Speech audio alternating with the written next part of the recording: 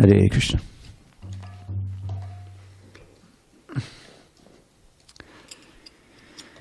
Jaya Radha Madhava Kunja Bihari.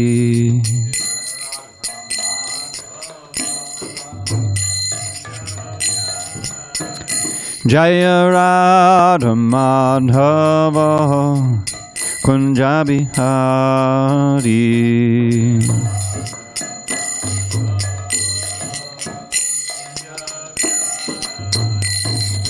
Gopi Janavallabha Girivaradhari.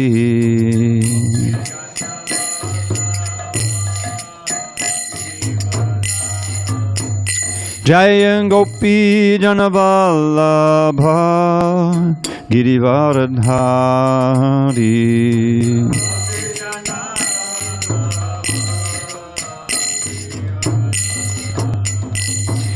Yashodanandana Vajjana Ranjana.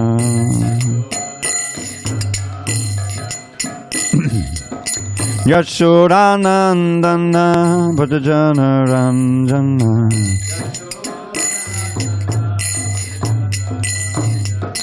Jamuna Tira Vanachari.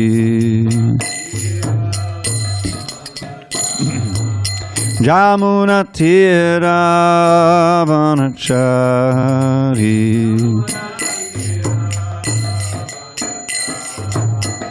Jaya Radha Madhava Kunja Bihari.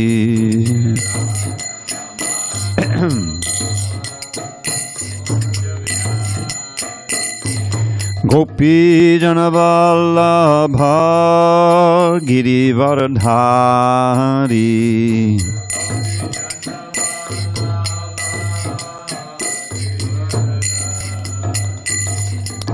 Yashodanandana Vajjana Ranjana.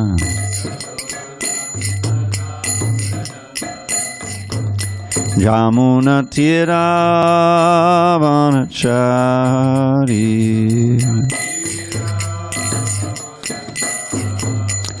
Jaya Radha Madhava Kunja Bihari.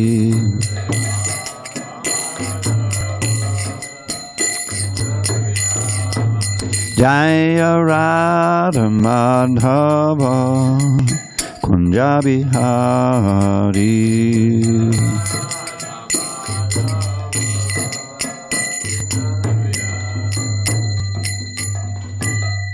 Jai Om Vishnupad Paramahansa Padavijaka Ashtottara Shri Srimad His Divine Grace Srila A.C. Bhaktivedanta Swami Prabhupada Ki Jai.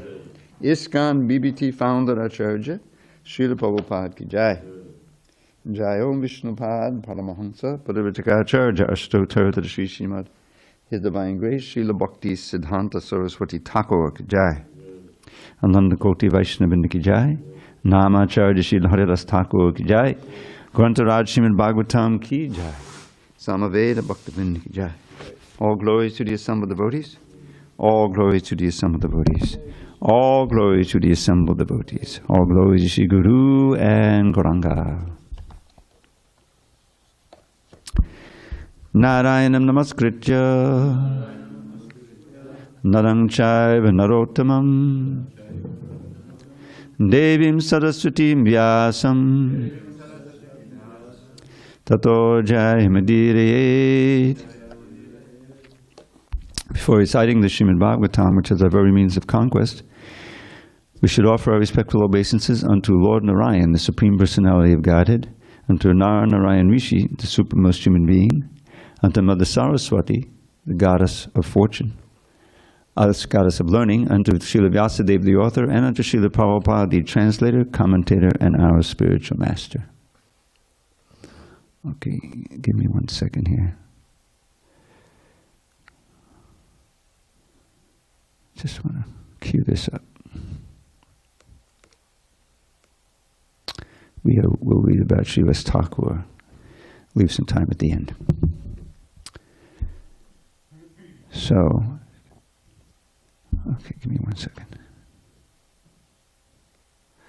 Yes.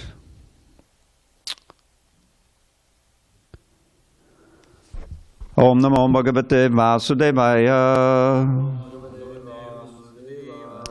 Om Namo Bhagavate Vasudevaya. Om Namo Bhagavate Vasudevaya. On this 12th day of June 2023 in San Diego, we're reading from Srimad Bhagavatam, translation and commentary by His Divine Grace HG Dravida Dasa. And we are in Canto 6, Prescribed Duties for Mankind, Chapter 15. The Saints Narada and Angara instruct King Chitraketu. Text number 8. Deha, Dehi, Vibhago, Ayam, Aviveka, Kritah, Pura, Jati, Vyakti, Vibhagoyam, Yata, Vastuni, Kalpitaha, Deha Dehi Vibhagoyam, Aviveka Kritah Pura, Jati Vyakti Vibhagoyam, Yata Vastuni Kalpitaha, Deha Dehi Vibhagoyam, Aviveka Kritah Pura, Jati Vyakti Vibhagoyam, Yata Vastuni Kalpitaha, Deha Dehi Vibhagoyam, Aviveka Kritah Pura, Jati Vyakti Vibhagoyam, Yata Vastuni Kalpitaha, Deha Dehi Vibhagoyam, Aviveka Kritah Pura, Jati Vyakti Vibhagoyam, Yata Vastuni Kalpitaha, Deha Dehi Vibhagoyam, Aviveka Kritah Pura, Jati Vyakti Vibhagoyam, Yata Vastuni Kalpitaha, Deha Dehi Vibhagoyam, Aviveka Kritah Pura, Jati Vyakti Vibhagoyam, Yata Vastuni Kalpitaha, Deha Dehi Vibhagoyam, Aviveka Kritah Pura, Jati Vyakti Vibhagoyam, Yata Vastuni Kalpitaha, Deha Dehi Vibhagoyam, Aviveka Kritah Pura, Jati Vyakti Vibhagoyam,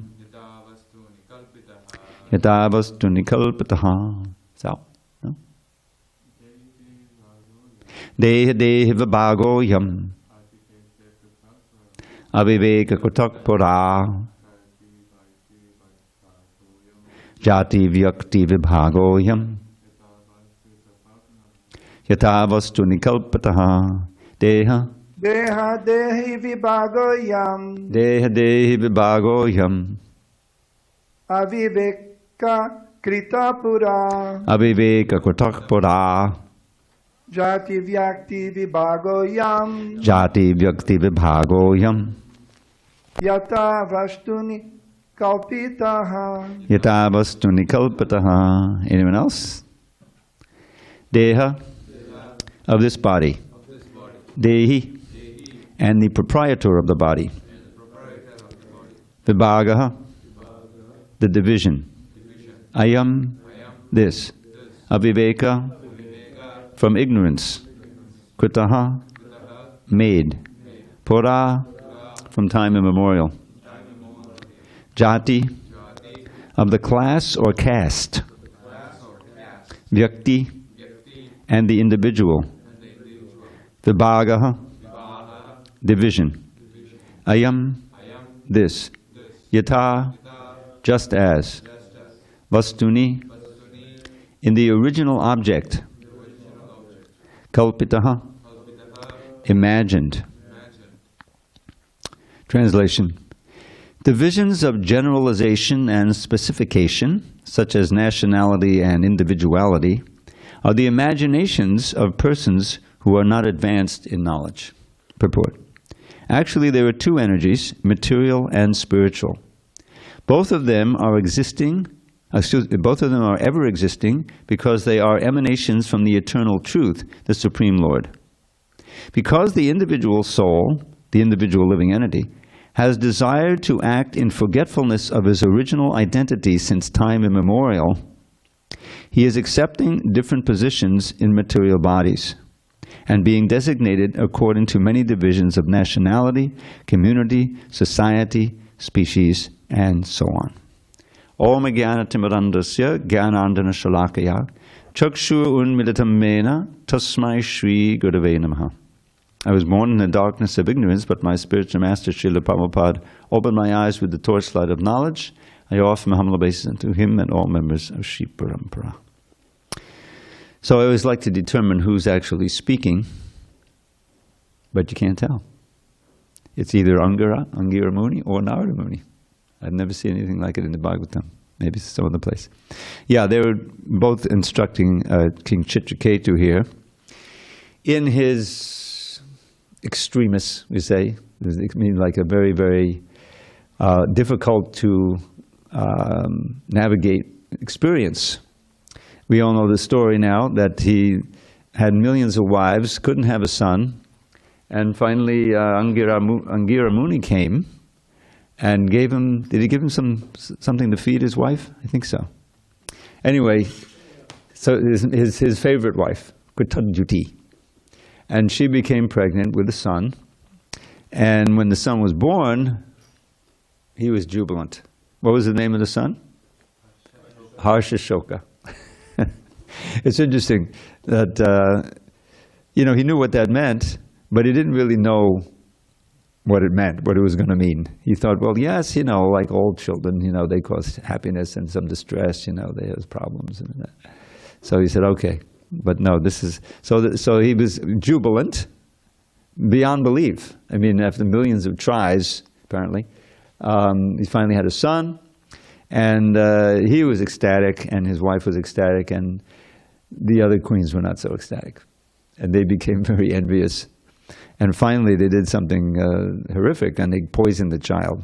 So Harsha Shoka, now and the lamentation described is just incredible. You just visualize him walking through the wall, the halls of the palace, beating his head against the wall, falling down and everything. So, and then Angara comes back. Hare Krishna. Would you like to come in? Are you looking for someone? You can come in. I just came to... Go ahead. See these, put a little Lakshmi in, yeah. We're just having our class now. So, the other wives were so envious that they killed the child. And naturally, this is like devastating for the mother. She's lamenting, and then for Chitraketu when it became evident like that. So he's lamenting, it just feels completely devastated. And in that devastation mood, then Angara comes back with Narada Muni. Right? Now Narada Muni is very skilled, as we've seen, and we will see in the Bhagavatam, of speaking just appropriate words for whoever he's speaking to invoke Bhakti. He has the Bhakti Shakti. He's a Shakti-Vesh avatar. The different Shakti-Vesh avatars are specialized in different aspects, like the Kumaras, the Jnana Shakti, and Prithu Pala Shakti, and like that. So, and Narada Bhakti Shakti. So they're instructing him in the ephemeral nature of the material energy, and now in this verse, the illusory energy, kalpita, imagined. And Prabhupada often used this example, that at night we dream. Everyone dreams something, right? And in that dream, you're taking it very seriously. If it's a nightmare, you could wake up, sweating, crying, screaming. Maybe that's why you woke up, and then you're partner, what are you doing? You know, wake up. Anyway, but then when you wake up, it's, oh, thank God, it's just a dream, right? It may be a very pleasant dream. You wake up and say, oh, I wish, let me go back to sleep, see if I can continue that dream. But one way or another, you know it's not real. I have to go to work. That's real. But Prabhupada pointed out, no, that's no more real than the night dream and daydream. It seems more real, but what's it based on? It's based on the illusion that you're the body, and you have so many responsibilities, you have so many relationships, you have so many designations, bank balance, all of these different things pertain to the body. So that breaking that illusion and infusing the knowledge in the person of their actual identity is always the first step in devotional service. As Sanatana Goswami famously as Kayami. They think I'm so learned, I know all these different languages, but what's the use? I don't even know who I am. And I don't know why I'm suffering. Those two things, right? If a human being does not come to the point of asking that, then they're not really human beings. It's just the two-legged animals, Vipada Pasha. That's why Vedanta Sutta begins with, Atato Brahma Jigyasa. Now that you're a human being, here's your responsibility. You have to inquire into Brahman. Now Brahman includes the source of everything, which is the next verse, next sutra. But it also includes yourself. We're also Brahman. That famous phrase, I'll never forget it. I think the first few days that you're in the ashram, Aham Brahmasmi, right? I'm spirit. And the thing is, it changes everything. When you understand who you really are, what the mission of human life is. Now the whole essential platform of that is faith. That the source of knowledge that you're getting, however you came in touch with it, if you have faith in that knowledge and that person who's given the knowledge, then that can mature into activity on your part in your real identity, so that eventually you actually realize that identity. So this is a situation now. A verse came to mind that I was speaking before the curtains opened. Is that throughout the Bhagavatam and the CC, all the books, we have it's stressing the importance of association with devotees of the Lord. There's this phrase, Bhagavat Sangi Sangasya. A Sangha is association. Sangi is someone who associates. So a Bhagavat Sangi Sangasya means association with someone who's always associating with the Lord, pure devotee. So there's this verse, because that's what's going on here, is that Chitraketu, because he was sincere, described at the beginning how the whole kingdom was working very nicely because he's a devotee.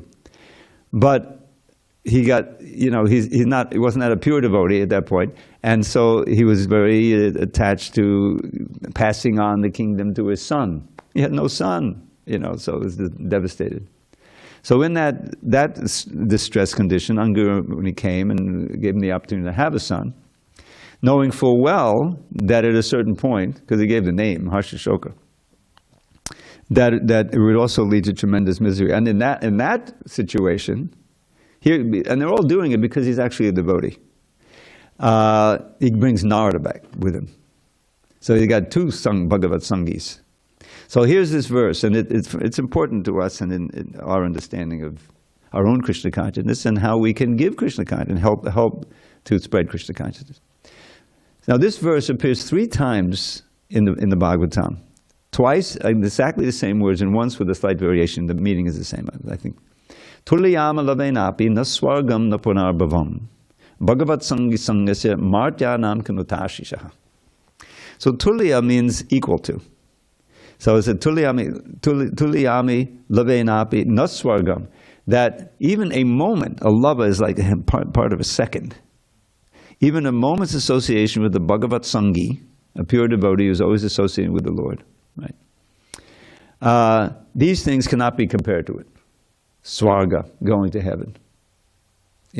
Krishna certifies after your credit runs out, down punya credit, and you have to fall down to the world of death. You didn't make any progress. So that's useless. Naswargam na apunar bhavam. You know what apunar bhavam means, Prabhu? not coming back again. Not, in other words, liberation. Napunarpravam means not coming back to a material body. So that's liberation. That can't be compared to it. Impersonal liberation, obviously. And then the last line, it says, Martyanam Kumutasya, what to speak of ordinary, benedictions understood by those who are meant for death. In other words, wealth, beauty, all of those, Janmashaya Shuddhashibe. So, what's the great advantage? The great advantage is that these souls, these great Bhagavat Sangis, can give you the seed of bhakti. Right? What's that verse? Brahmanda Brahmadekon Bhagyavan Jeev Guru Krishna Prasarepai Bhakti Lata Bij. We have to get that seed planted, otherwise we keep rolling around in birth and death. So there's the fortunate soul who has been wandering up and down the universe in different species and different situations. By the mercy of the Guru and Krishna, and Prabhupada points out, I was listening to a class, first the mercy of the Guru, then the mercy of Krishna. Because by the mercy of Guru, you get Krishna. Now, of course, we understand also by the mercy of Krishna, you've gotten the Guru. But anyway, the Guru is first. He's mentioned first. So what does that mean? Guru Krishna prasare by bhakti lata bija. You get the seed of the creeper of devotion.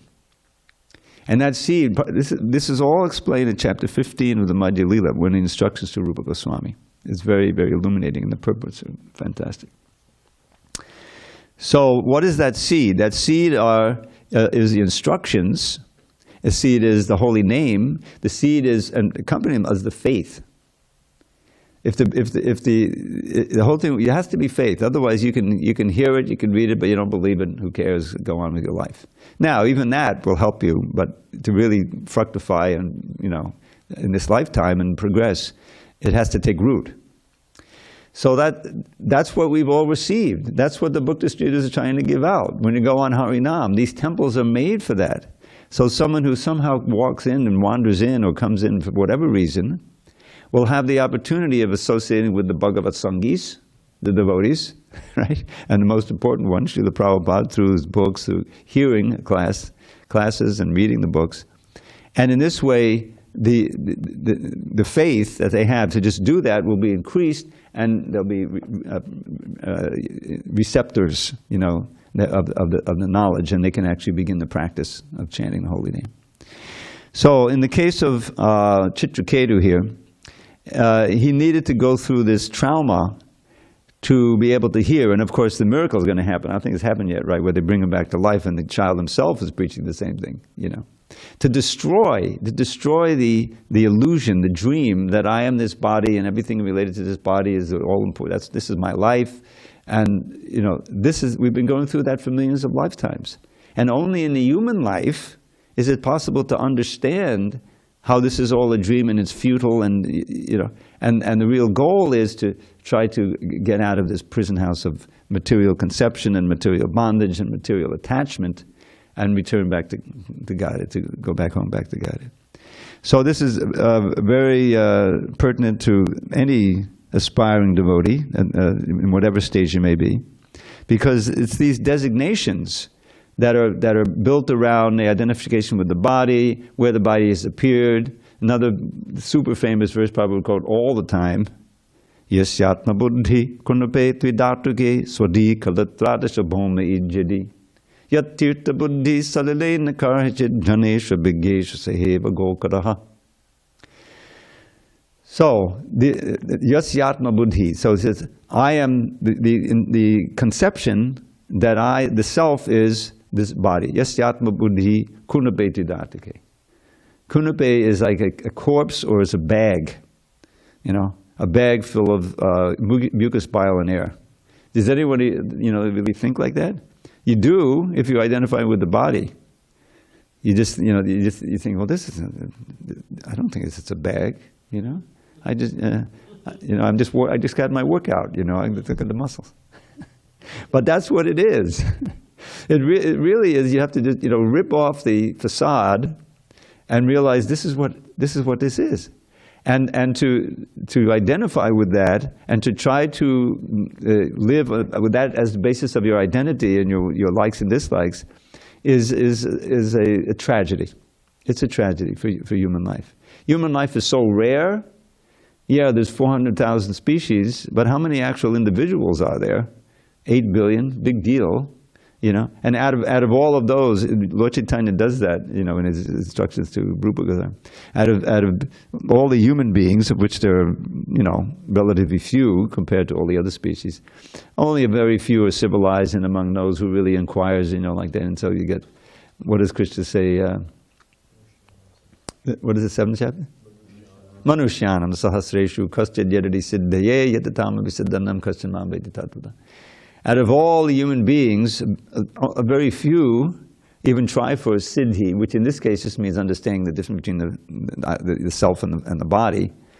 And of those who have really understood that, hardly one knows me in truth. So it's very rare. And the famous verse I quote all the time, you know, Prabhupada quoted, "Labdvasadulam abhidam bahusambhavante." Says, "Oh, human being, you have attained this form after many, many births in all these other species.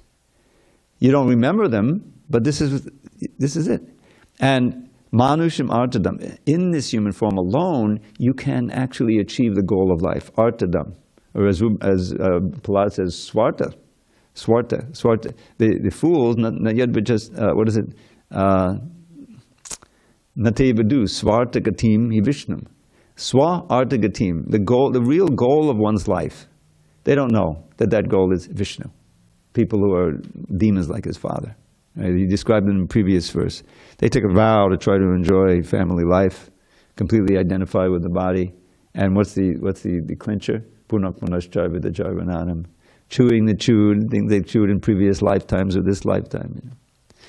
So, what is that svarta? What is that goal of the soul? That goal of the soul is to make this our last birth in material body. And to reawaken our awareness of our actual eternal spiritual body, the Swarup Siddhi. That's real Siddhi. So it can be done, right? So this is an injunction. Don't understand the value that you have in the human form of life. And therefore, without wasting any time, this is a key phrase, turnam, immediately, yateta, strive, napadeda namrityavad, as long as you're not dead, you're still alive. You know, this phrase, anumrityu, I thought it was interesting. It's always following you right over your shoulder. Who knows? As the famous devotee said, remember that a final breath may come at any time, you know. So anyway, what should you strive for? Turnam yateta napatetam nikshayasai, the ultimate good. And what is that ultimate good? That you learn from Angira Muni and Narada Muni. Is your eternal relationship with Krishna, which is based on love, which doesn't end, which is an ever-expanding ocean of bliss. You know? And we've been given the means for it, right? It's an open secret, chant Hare Krishna, the holy name. I was thinking of this verse. There's so many wonderful verses by our acharyas glorifying the holy name. Those of you who have read the Srimad Bhagavatam, one of my all-time favorites, is, I don't know what, it's number 6 or 7 in the whole book. It's part of the Mangalacharan. And Sanatana Goswami said, Jayati Jayati Namananda Rupam Marare. Is this familiar? This first time? It's quoted in a purport in the Antilila, actually. Jayati Jayati Namananda Rupam Marare. Vinamit Nijdharma Dhyana Pujadi Yatnam.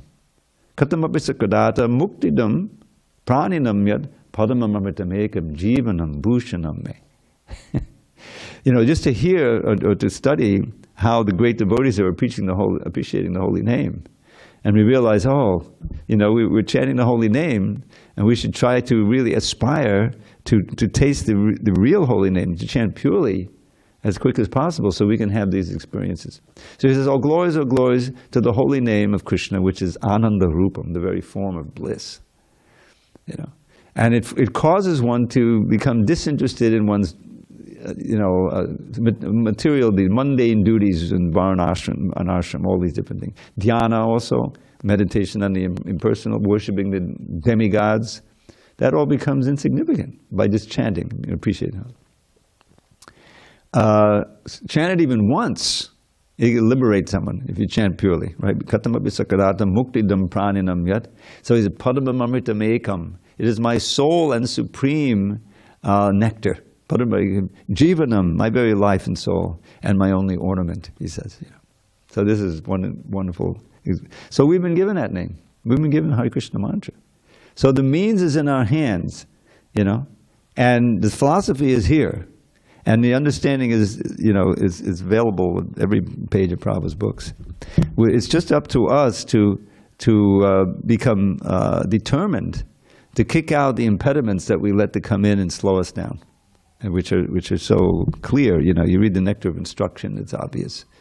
And the Nectar of Instruction is so wonderful. 11 verses, and with wonderful purpose by Prabhupada. And Atyahara priyasascha padalbo niyamagraha janasangas chalauryam chakshadbir bhakti pranashyati. Whoa. Destroy. Pranashyati means completely destroy. These can come overeating, over-collecting, working hard for mundane things, priyasascha, nonsense talk, speaking or hearing. Niyamagraha, which means two things. One is to not actually go and observe all the natural steps of the activities of devotional service, getting up early, etc. Or going through the motions. Simply going through, but not really paying attention. The symptom is gradually you come late, you don't come at all. It's so easy to let the infection come back in, of not really taking it seriously. So that's Niyamagraha. Jana Sangha, just the opposite of Bhagavat Sangasya, means ordinary people association. Because you become colored, your consciousness becomes colored by whoever and whatever you associate with.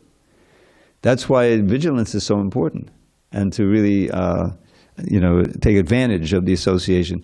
And any time, practically any place, we can have Prabhupada's association, reading his books. It's so potent and so nice that you're reading together. You have a regular reading time sometime right in the morning.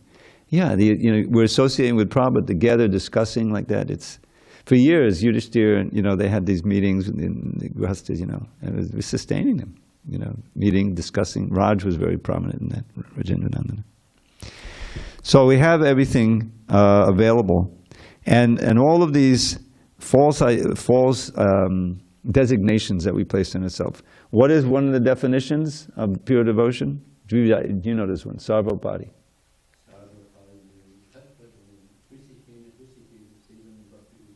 Thank you. Sarva upadi vinimuktam, free from the false designations. Now, of course, we're in the human body, all of us here in male bodies, so that's going to continue. But that's just what we happen to be in. It happens to be the costume that we're in, We're not going to think that that is my ultimate who I am. That's the total ignorance we've been having. So sarva upadi vinimuktam, being free of that, Sarvapati tatparatmena nirmalam, being purified of that. And then, the simple definition of what we do with bhakti. With the senses, and the mind, and everything, we serve the master of the senses. Rishikena, Rishikesha sevanam, bhakti uchyate. This is the definition of bhakti. And it appears right in Bhakti Samhita Sindhu, I think a few verses after the all-important verse, Annebilashita shunyam jnana karma janavatam. Anukulena Krishna Nushidanam Bhaktaruttamam. This is what we're aiming for, is to not have our bhakti, our devotional service, covered or diluted by any other desire, but to please Krishna. The whole idea, here's what it isn't. Anya abhilashita shunyam. By the way, it's shunyam, not shunyam. But that's I'm going to make a big deal out of that. Devoid of any other desire. And he summarizes jnana, karma, and adi, unless anything else you can think of. But jnana and karma means desire for liberation, and ordinary karma, sense gratification, going to heaven, and whatever, you can do that. And then adi. So don't cover it. Don't let it dilute it. It's spoken of like in the third canto, where Kapila Deva is jnana mishra bhakti, karma mishra bhakti, right? The demigods. How many times are we going to read about Indra? I don't know how many times in the Bhagavatam he loses it and he does something, selfish and foolish, because he's a sakama bhakta. This is what the demigods are. They have their position, and they have, and he's got his pride, and not all of them. Some of them are pure. Okay. But basically, the Indra is certainly that way. And some others. So, what do we take away from this whole pastime here? Is that we need to be able to kind of allow ourselves to undergo the treatment. Just like the other day. I mean, I'm going to give myself an example, but the root canal thing. Oh God, I trusted the GPS. When I first went there, because I'd never been there before. It's down in Chula Vista, but it's inland. So and then on the way back, it was telling me to go on this road. I said, this is a different road. Okay, but I went on the road. Turned out it was a toll road. If it's telling you to do this and that, I didn't bother looking at the signs. I'm on the toll road. I didn't pay the toll. I just drove home. I said, this is a much better route. Why didn't it tell me to come? I got a notice in the mail, $40 fine. I said, oh God, I'll add it to the bill. So anyway, but first the thing was just an examination. I had no idea. There is a division of dentistry that's just doing the root canals. Endodontist. Did you know there's such a thing? That's all he does, which is good. He means he's expert, but expensive. Anyway, so then when it actually came down to it, it was a preliminary digging and saying, oh, you're not done yet. You have to come back 2 weeks. Okay. Anyway, in putting in all the Novocaine and everything, he created a whole sore on the side of my mouth, and I had to keep treating that. I could hardly eat. Okay. So I go back a few days ago. I said, forget this GPS. No more GPS. I know how to go. I get there, I lie back, and he does his thing. He says, okay, good. And then he took an x-ray. He said, no, I goofed up. We have to do it again. Yes, I swear to God, I'm lying there, an extra half hour. Oh my God. But it feels much better now, But this is material life. You identify with this body, and then you got to suffer from the body. And now I got this back thing, getting older. But okay, we know that's going to happen, But it's not like the end of the world, I mean, okay, this is what it means to have. But Hare Krishna, Hare Krishna. It's not that, oh, I've been chanting Hare Krishna, now I have to go through this pain, forget it. That's the materialistic, the millions of people with their religion. That's all it is. It's isn't it? Is that what is it called? Prosperity religion or something? Where the whole thing is, the fact that you're wealthy is a proof that you're pious because the Lord has. Is that in the Bible? Like I thought it was like the poor, shall inherit the kingdom of God, something like that. Anyway, it's such a distortion, it's just crazy. And we've been saved from that. The ideal is to live as simply as possible, as poor. Because, very simply, if you have all this money and you're spending it on the sense gratification, you're becoming more and more attached, which is sure to produce suffering. That's, that's just by for your own self-interest, you should try to live as simply as possible. And in that mood of renunciation, that's when you can really become serious about bhakti. Without the vairagi and the vidya, you can't really make it. That's why they have the brahmacharya ashram, and even if you're in a household, there's a certain time when you should, because the attachments are going to cause suffering. That's the source of your suffering. My favorite verse again. We're going to have a new translation. It's already agreed. Yehi sangsparjaja bhoga dukkha yonai evate ajandabantan koteya nateshu ramade buddha. You have to be intelligent. The intelligent, Prabhupada says, intelligent, this is more or less what it's going to be like. Intelligent persons do not take part in the pleasures that are due to the contact of the senses with the sense objects. Such pleasures are sources of misery and have a beginning and an end, and so the wise do not delight in them. How does that sound? That's more or less what Prabhupada gave us. So, we want to be intelligent. If you're not going to use your God-given intelligence, then you're going to be subject to the maya and illusion, and it's going to be taken away. You'll lose the human form of life eventually. That means less intelligence, and you're helpless. So let's not be helpless. Use our intelligence. And then the one more verse, and that is the one that's very pertinent here. Tasmad duk sangam utsrijya. Satsu sajjeta santa eva satsu sajjeta buddhiman. Santa eva sachindandi manovyasagam muktabi. Very pertinent to what we're reading here. And it comes, very nice. It comes by, this is spoken by Krishna into Uddhava, when after he just described the Ila Gita, you know the Ila Gita? Pururava. When he finally gave up on Urvashi, right? He was obsessed with her for who knows how many thousands of years. And finally he has this song of renunciation and he condemns himself. How many years have I been meditating on the beautiful lips of Urvashi? Forget it, you know. He goes on like that. And then Krishna sums it up in this verse. Therefore, the intelligent person, Duk Sangam Utsujya, gives up, throws away bad association with materialists and associates with saints, with devotees. Satsu sajjeta buddhiman. Someone's buddhiman, intelligence.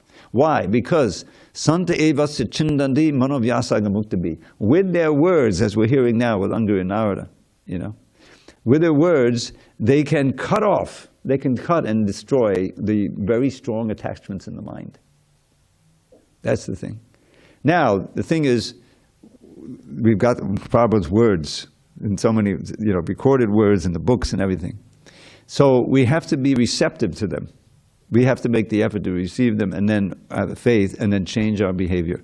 And the most important words we have are Hare Krishna, Krishna Krishna, Hare Hare, Hare Rama, Ram Ram, Hare Hare. Because all of the philosophy in the world isn't going to help us unless we have the means by which we can actually realize it.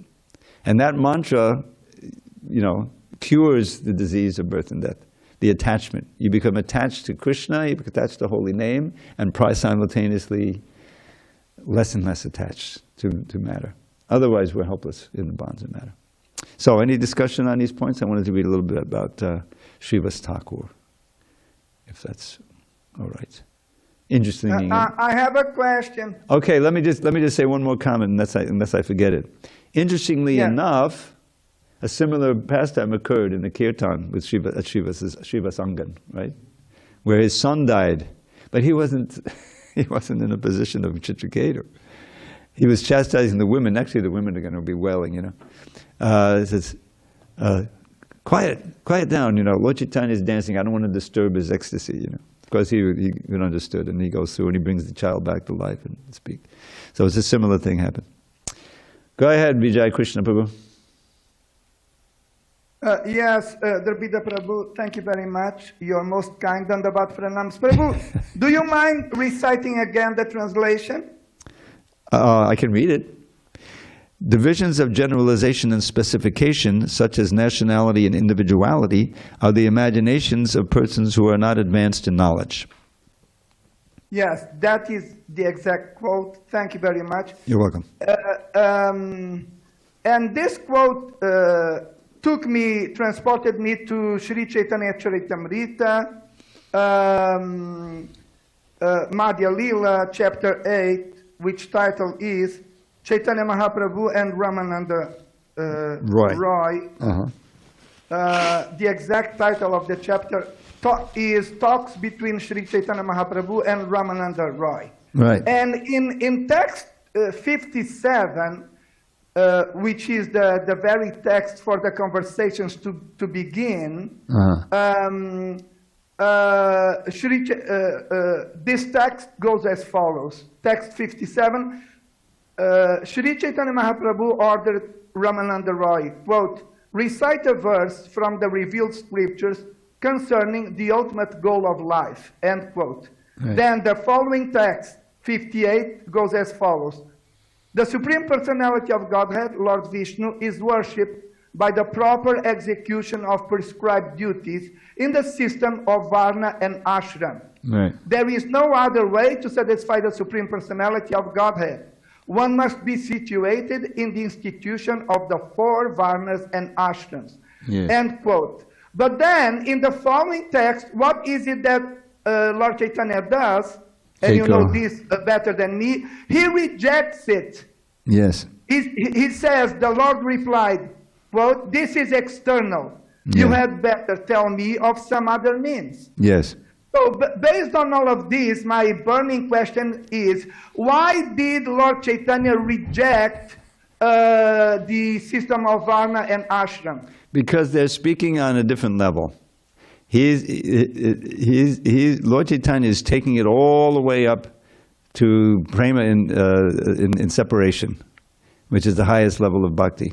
And he not only rejects that as external, he also rejects Sarva Dharma Parityajya as external. The 1866, which is the concluding verse practically of the Lord Chaitanya's instructions. So you have to see the context, that it's external, but for many people that external format is important. As we heard from Bhajanarayan Swami, that was his whole thing, is that Varnashram, yes, at a certain point, we were not going to stick to that. You give up. That's a designation. But that designation may be important to bring you to the point of being able to give up the designation in certain contexts. You see what I'm saying? Varnashram is a system for organizing the entire society. And the entire society is not ready to take up pure devotional service. But Lord Chaitanya Ramananda Roy is speaking at the highest levels. And it's important for us to know about those levels because that's what we're aiming at. You know, this is one of the things about appreciating having come in contact and being, aspiring within the Gaudiya Vaishnava tradition. It's among Vaishnavas, it's the highest. You know, there's a whole, Vaishnavas also includes those who worship Lakshmi Narayan very seriously, and if they're successful, go to Vaikuntha, and they're in Dasya Ras, they all have 4 arms, and they have, but that's not something that we aspire for. We're just trying to aspire for Goloka Vrindavan, where the Yogamaya, we can forget that Krishna is God and just deal with him as our beloved friend or beloved child, like that, So you're not going to get that in Varnashram. That Varnashram, can bring you to the point of giving up Varnashram and then taking up, pure devotional service. So it's a question of the context. It's just like time, circumstance, and candidate. The different instructions Lord Chaitanya gives. So that's the answer there. We have to be open-minded and understand that. Yes, Dravida Prabhu. So in accordance with the answer you just gave me, the system of Varna and Ashram is not an imagination. It's not an imagination. For certain, for vast majority of people, it's invaluable. But we should always remember the lesson. What is it? Atak pumbi dvija shrestha varnashrama vibhagasha swanasitasya dharmasa sangsiddhi haditoshanam. That the whole success of Varna and Ashram is not this rigid caste system, which is a corruption, but that everybody is working for the satisfaction of Lord Hari, for Krishna. Okay, listen, I want to leave a couple of minutes here where I can thank you very much. read about the glories of Sridhar Pandit, Srivas Thakur. Okay, so here we are. Srivas Thakur, Srivas Pandit, is the 5th member of the Panchatattva. Sri Krishna Chaitanya, Bhavanachinanda, Sri Advaita Gadadhar, Srivas, Adi Gaur Bhaktivinoda. He lived in Navadvip before the advent of Lord Chaitanya. Srivas led his brothers Sri Ram Pandit, Sri Nidhi Pandit, and Sripati in their devotional lives of singing Krishna's names, worshipping the Lord, and bathing thrice daily in the Ganges. Meeting with Sri Advaita Acharya Prabhu, they studied the Srimad Bhagavatam together and prayed for an incarnation of the Supreme Lord. Why did they pray? Because they understood that only an avatar of Krishna could re-establish Vaishnavism among the staunch atheists, logicians, and proud pundits harassing Nadia at that time. Malini, the wife of Srivas, was a constant friend of Shachi Devi, who was, of course, the mother of Lord Chaitanya. She served Nimai as a nurse. Malini did. When Lord Vishwambar appeared, that's Lord Chaitanya, when Lord Vishwambar appeared, the hearts of all the devotees were filled with parental affection, Vatsalya Bhava. Gaurachandra loved Malini and Srivas as a second mother and father.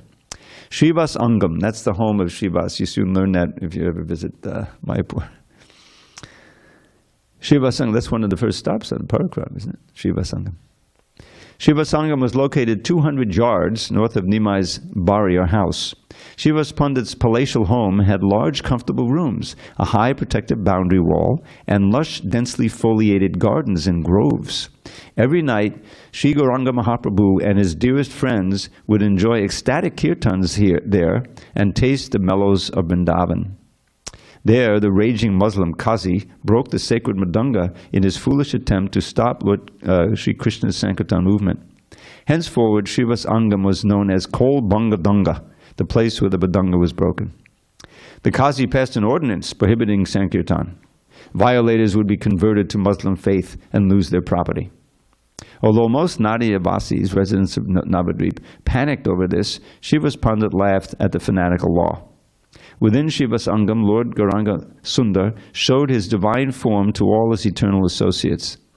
The house of Shivas Pandit served as the headquarters. Is that the Mahaprakash I think he's referring to there? Right?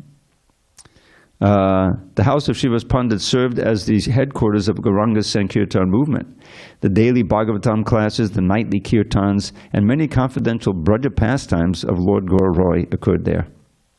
Shivas Pandit and Shri Advaita Acharya, the learned chiefs of the Brahmin community, dedicated all their energy to the Lord's Harinam Sankirtan movement. They surrendered their bodies, minds, homes, friends, family, and all possessions to Lord Gaur's service. They knew no other gods or goddesses. Shivas Thakur maintained his family not because they were his relatives, but because they were Sri Chaitanya's loving servants. Now, one thing about him maintaining his family, there's a passage in, I think it's Chaitanya Bhagavat, describes that he never really worked. He just relied on things coming. Did you ever read that? And if it didn't come, he would just give it up. So somehow or other, enough always came to maintain his family. Shivas Thakur represents the marginal living entity, Tatastha Jiva. The devotees headed by Shivas are described as Lord Chaitanya's smaller limbs, his face, eyes, hands, disc, other weapons. Now, Shivas Thakur, yeah, here it is. They all took part in Lord Chaitanya's pastimes. With them, Lord Chaitanya spread the Sankirtan movement.